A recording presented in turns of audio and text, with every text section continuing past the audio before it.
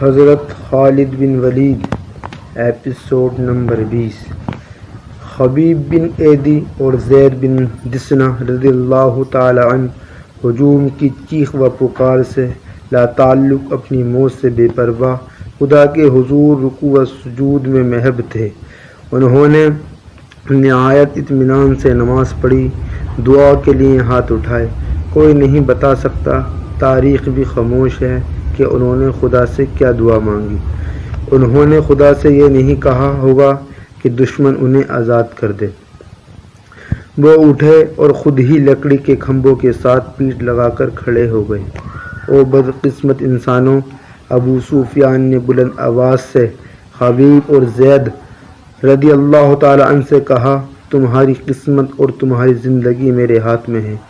اپنی زبانوں سے کہہ دو کہ ہم اسلام کو ترک کرتے ہیں اور اب ہم اہل قریش میں سے ہیں اور 360 بتوں کو برحق مانتے ہیں۔ یہ اعلان کرو اور اپنی زندگیاں مجھ سے واپس لے لو، اگر نہیں تو موت کے گلے لگاؤ۔ یہ بھی سوچ لو کہ تمہاری موت سہل نہیں ہوگی۔ اے باطل کے پجاری ابو سفیان! زید رضی اللہ تعالی عنہ کی آواز گرجی، ہم لعنت بھیجتے ہیں پتھر کے ان بتوں پر جو اپنے اوپر بیٹھی ہوئی مکھی کو بھی نہیں اڑا سکتے۔ ہم لعنت بھیجتے ہیں عزا اور حبل پر جو تمہیں اگلے ذہان دوزخ کی آگ میں پھینکیں گے۔ ہم پجاری ہیں اس ایک اللہ کے جو رحمان اور رحیم ہے، اور ہم عاشق ہیں محمد صلی اللہ تعالی علیہ وسلم کے جو اللہ کے رسول ہیں۔ میرا راستہ وہی ہے جو زید رضی اللہ تعالی عنہ نے تمہیں دکھا دیا ہے۔ خبیب نے بلند آواز سے کہا، اے اہل مکہ! سچا وہی ہے جس کے نام پر ہم قربان ہو رہے ہیں۔ ہمیں نئی زندگی ملے گی جو اس زندگی سے بہت زیادہ حسین اور مقدس ہوگی۔ باندھ دو انہیں ان کھمبوں کے ساتھ۔ ابو سفیان نے حکم دیا۔ یہ موت کا ذائقہ چکھنے کے مشتاق ہیں۔ دونوں کے ہاتھ پیچھے کر کے خیموں کے ساتھ جکڑ دیے گئے۔ ابو سفیان نے گھوڑا موڑا، ہجوم کی طرف آیا۔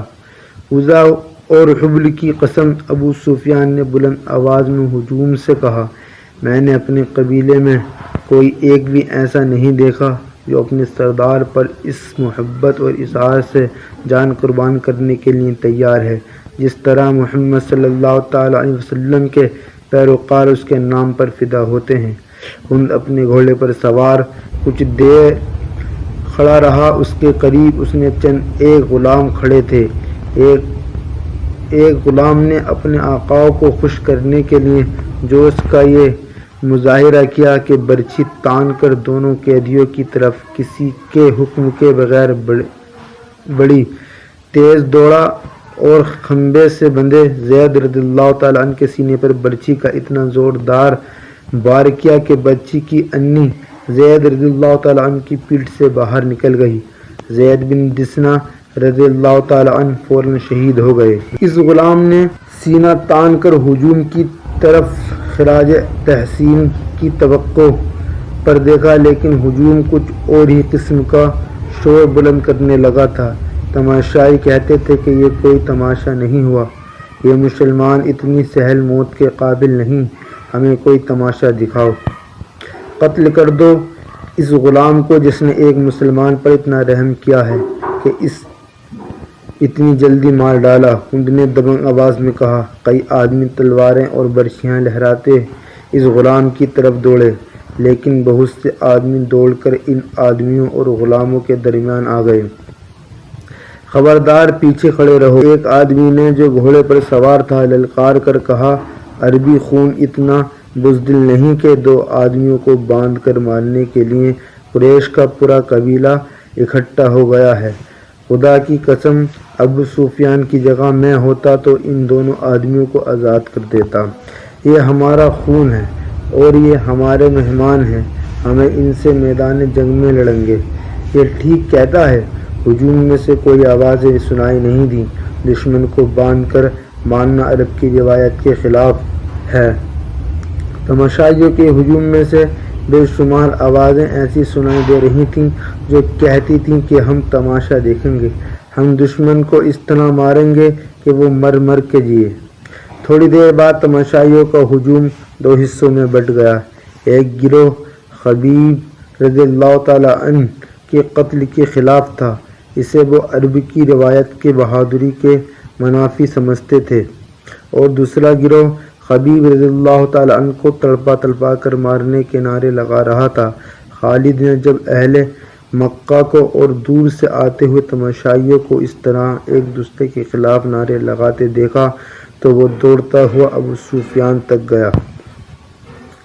دیکھ لیا ابو سفیان، خالد نے کہا، دیکھ لو یہ میرے کتنے حامی ہیں، ایک مار دیا ہے، دوسرے کو چھوڑ دو ورنہ اہل قریش آپس میں ٹکرا جائیں گے۔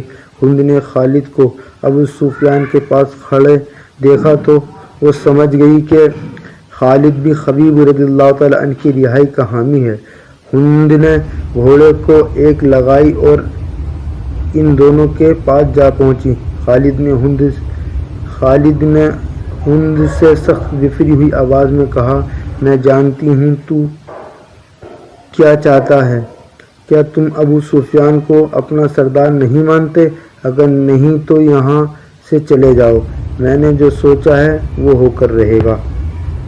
خالد ابو سفیان نے کہا، اگر تم سمجھتے ہو کہ میرا حکم اور میرا ارادے صحیح نہیں تو بھی مجھے ان پر عمل کرنے دو۔ اگر میں نے اپنا حکم واپس لے لیا تو یہ میری کمزوری ہوگی، پھر لوگ میرے ہر حکم پر یہ توقع رکھیں گے کہ میں اپنا حکم واپس لے لوں۔ خالد کو آج مدینے کے راستے میں یاد آ رہا تھا اور اسے افسوس ہو رہا تھا کہ اس نے ابو سفیان کا حکم مان لیا تھا۔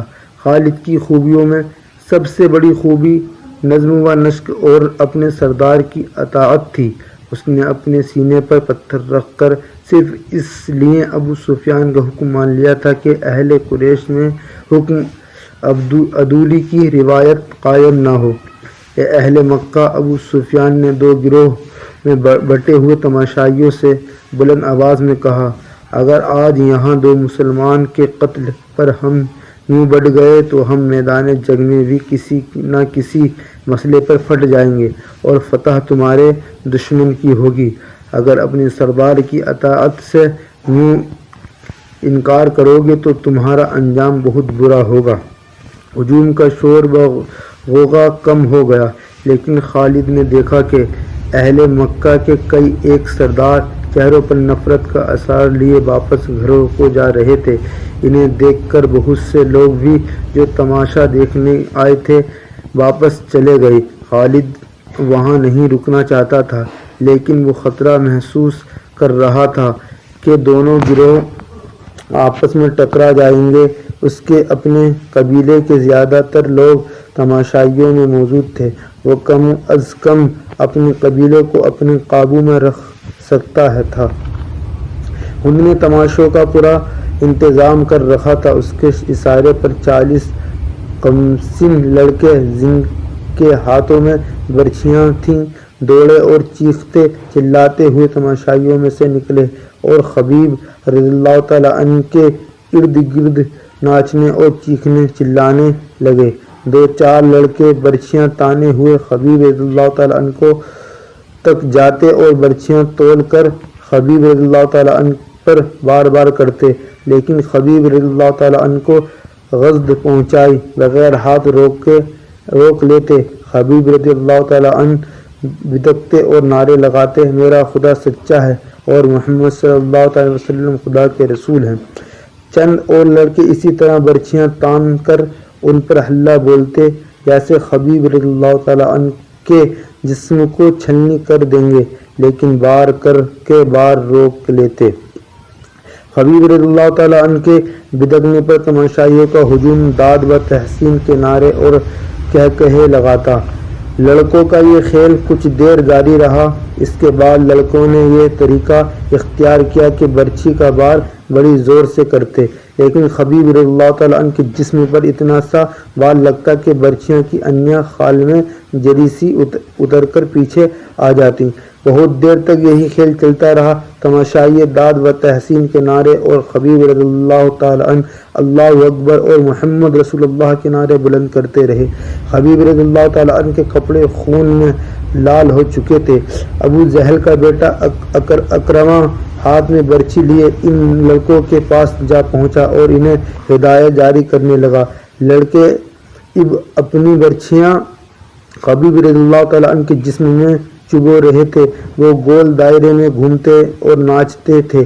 خبیب رضی اللہ تعالیٰ عنہ کے جسم کا کوئی بھی حصہ ایسا نہ رہا جہاں برچھی نہ چبھی ہو اور وہاں سے خون کا ٹپک رہا ہے۔ انہیں چہرے پر بھی برچھیاں ماری گئیں۔